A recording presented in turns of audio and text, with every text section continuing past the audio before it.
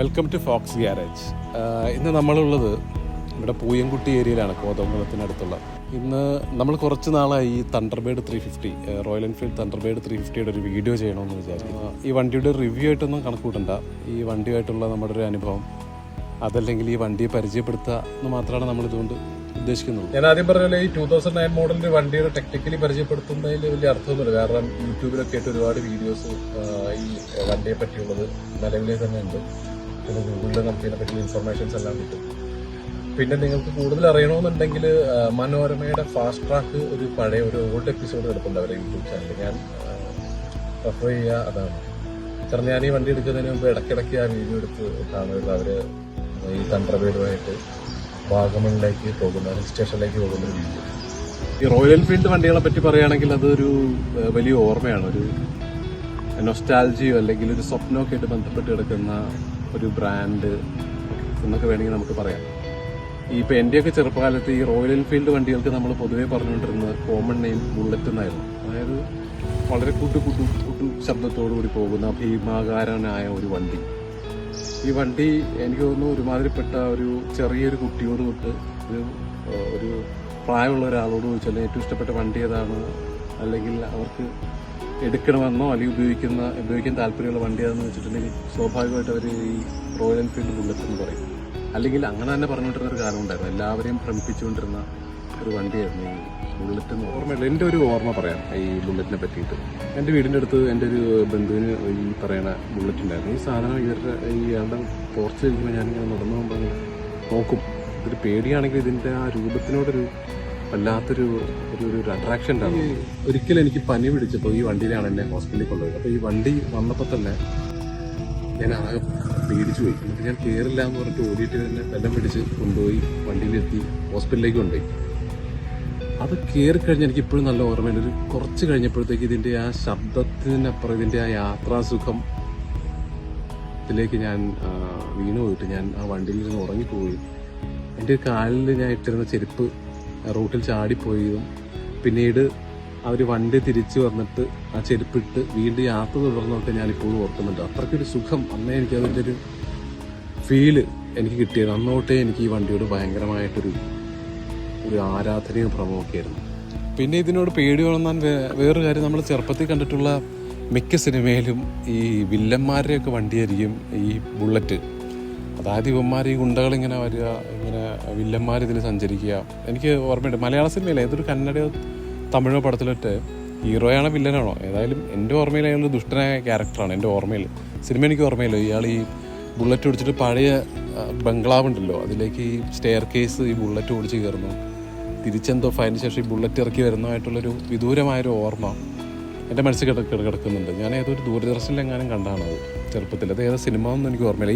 ഏതായാലും ഇയാൾ ഈ ബുള്ളറ്റുമായിട്ട് സ്റ്റെയർ കേസ് കയറുന്നതും തിരിച്ചിറങ്ങുന്നതും എനിക്ക് ഓർമ്മയുണ്ട്. ഈ ഹീറോനെ ഒന്നും എനിക്ക് അല്ലെങ്കിൽ ഈ ആക്ടറൊന്നും എനിക്ക് ഓർമ്മയില്ല. പക്ഷേ ഈ ബുള്ളറ്റ് വന്നത് എനിക്ക് നല്ല ഓർമ്മയുണ്ട്. അപ്പോൾ അങ്ങനെ ഈ മൊത്തത്തിലൊരു ഭയപ്പെടുത്തുന്ന ഒരു സംഭവമായിരുന്നു ഈ ബുള്ളറ്റ്. പിന്നീട് ഇതിൻ്റെ ഞാൻ പറഞ്ഞില്ല, ആദ്യം ഈ വണ്ടിയിൽ സഞ്ചരിച്ചതിന് ഒരു ആഗ്രഹം തോന്നുന്നു. പിന്നെ ഇതൊരു ഹീറോ അല്ലെങ്കിൽ ഒരു ഹീറോ ഇമേജ് വരുന്ന വെച്ചിട്ടുണ്ടെങ്കിൽ മമ്മൂക്കാടെ ആഗസ്റ്റ് എന്ന് പറഞ്ഞ സിനിമയുണ്ട്. അതിൽ ഇദ്ദേഹം ഈ ബുള്ളറ്റ് ഓടിച്ചിട്ട്, അതായത് ഈ വില്ലനെ പിടിക്കാൻ വേണ്ടിയിട്ട് ഒരു മുഖ്യമന്ത്രിയുടെ പരേഡിലേക്ക് എങ്ങനെ ഈ സാധനം ഓടിച്ചിട്ട് ഇദ്ദേഹം പോകുന്നു. ഭയങ്കര സൂപ്പറാണ്. അങ്ങനെയാണ് മമ്മൂക്കായൊക്കെ ഉപയോഗിക്കുന്ന ഹീറോയുടെ ഒരു വണ്ടിയായിട്ട് മാറുന്നത്.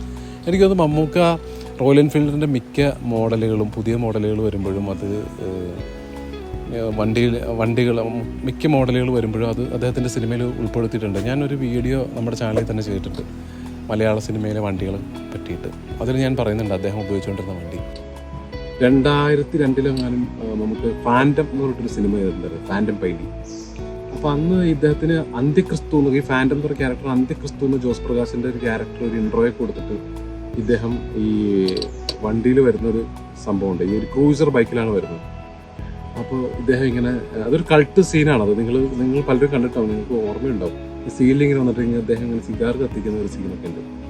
അന്നാണ് ഈ ഒരു ക്രൂസർ ബൈക്കിൻ്റെ ഒരു രൂപം എൻ്റെ മനസ്സിലേക്ക് വരുന്നത്. ശരിക്കും അത് റോയൽ എൻഫീൽഡിൻ്റെ ലൈറ്റ്നിങ് എന്ന് പറയുന്ന മോഡലാണ്, 500cc വണ്ടി വരുന്നത്. അത് ഏകദേശം ഈ തണ്ടർബേർഡിൻ്റെ ചേട്ടൻ എന്നൊക്കെ വിളിക്കാൻ പറ്റുന്ന ഒരു മോഡലാണ്.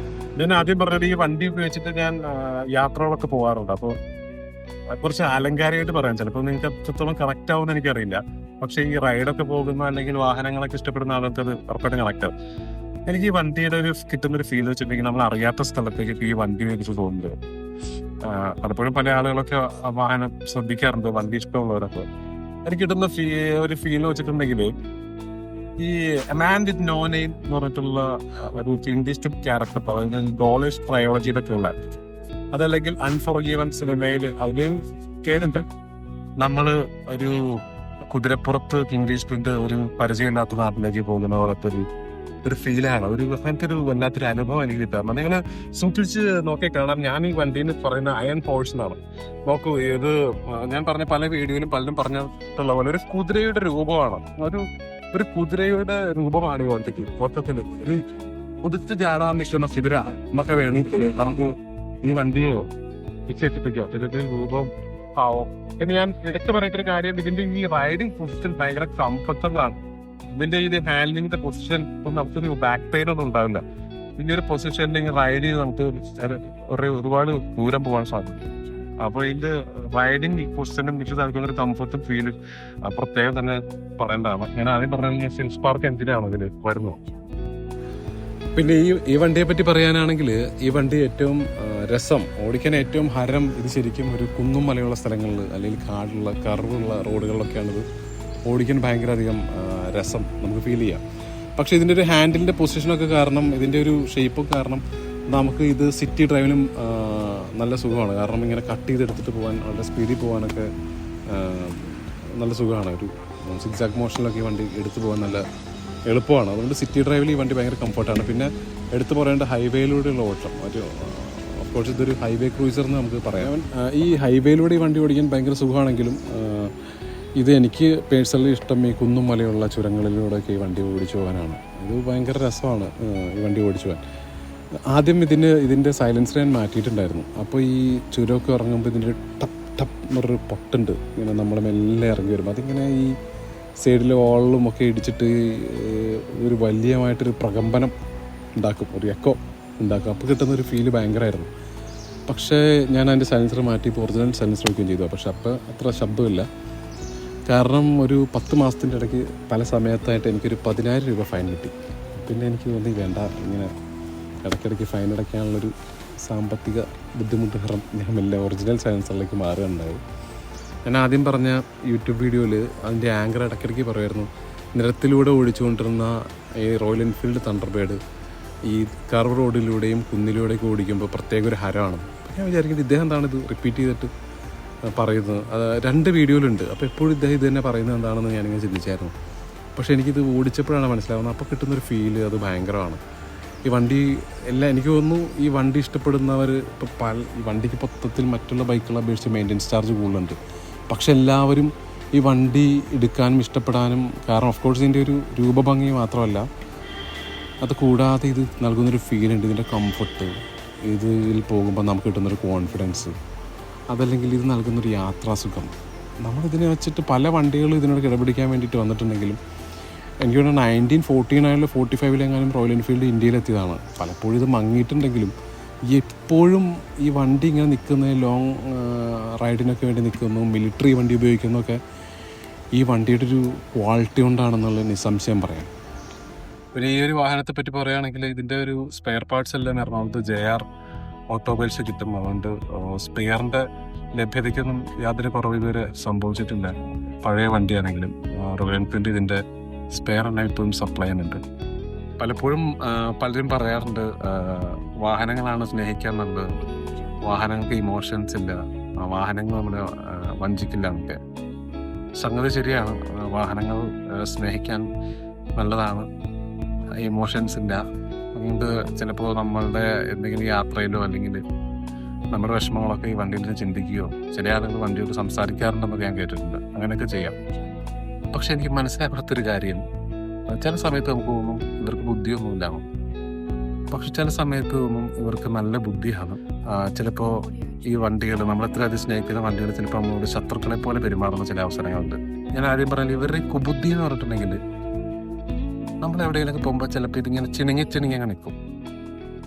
ഇത് വണ്ടിക്ക് എന്തെങ്കിലും ഒരു പ്രശ്നമോ കംപ്ലൈൻറ്റോ ബ്രേക്ക് ഡൗണൊക്കെ സംഭവിക്കും. ആ കറക്റ്റ് സമയം മിക്കവാറും നമ്മുടെ ബാങ്ക് ബാലൻസ് പൂജ്യമോ അല്ലെങ്കിൽ പേഴ്സിലിട്ടും കാശില്ലാത്ത ഒരവസ്ഥയോ അങ്ങനെയെങ്കിലും ഒരു അവസ്ഥയിലായിരിക്കും ഈ വണ്ടികൾ പൊതുവെ നമുക്ക് പണി തരിക. ഇപ്പം ഞാൻ പിന്നെ ഇത് മാറി ചിന്തിക്കാൻ തുടങ്ങി. എപ്പോഴാണോ നമ്മുടെ വണ്ടി കംപ്ലൈൻ്റ് ആയി തുടങ്ങുന്നോ അപ്പം നമുക്കൊരു മോശം സമയമായിരിക്കുന്നു ആണ് എൻ്റെ വിശ്വാസം.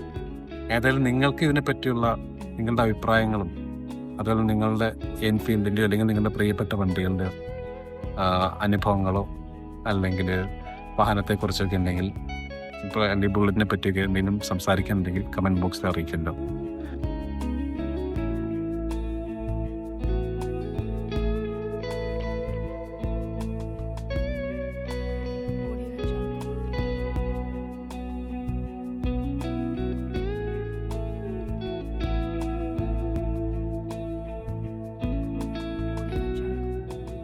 നമുക്ക് വീണ്ടും മറ്റൊരു വാഹനമായി കണ്ടുമുട്ടാം. Thank you.